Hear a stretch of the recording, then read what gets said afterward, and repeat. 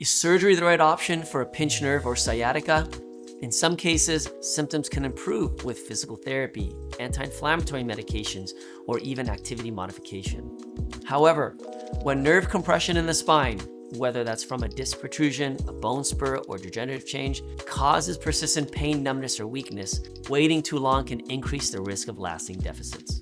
Sciatica, for example, often signals irritation of the sciatic nerve in the lower spine that may not resolve on its own.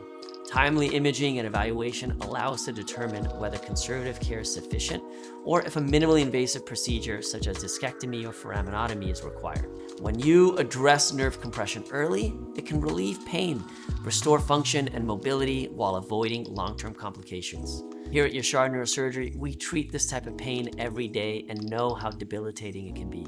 So don't wait. Come see us for a consultation.